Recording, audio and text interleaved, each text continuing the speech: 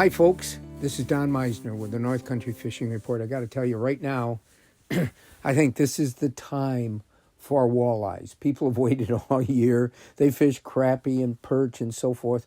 But I think for most of us in the North Country, walleye are really a favored fish. And so there's a few things I wanted to tell you about walleye. Number one, I was talking to my buddy Scott, who works at Blevins. He's a service manager in Blevins in Messina. And Scott is an avid outdoorsman. And he said that recently he's been able to take kids that have never had a chance to catch fish. Don't know how. He's taken them out and actually helped them to catch walleyes.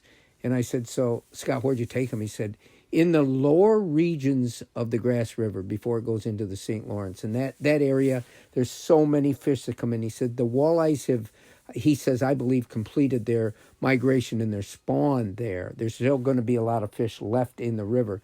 And you're going to see that with most places. A few things I wanted to tell you.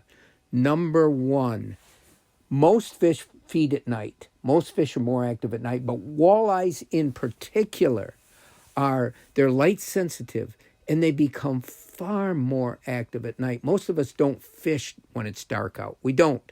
But for those that do, that can comfortably go out, can safely go out and fish during the night, this is a time when schools of walleyes move in to their feeding areas. You know, they can become so aggressive during the night, whereas in the daytime, especially in the bright sun, most of the time, they're very inactive. They're very uncomfortable.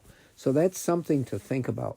You know, every one of our, I would say most all of our major feeder streams that empty into either the St. Lawrence River or Lake Ontario have populations of walleye in them. So this is really, really a wonderful time to fish for walleyes.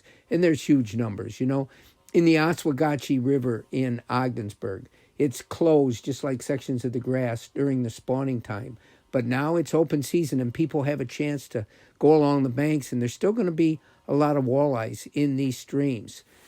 Things will change quickly as the temperature comes up, as the sun gets brighter and it starts warming the water. It's going to change their patterns.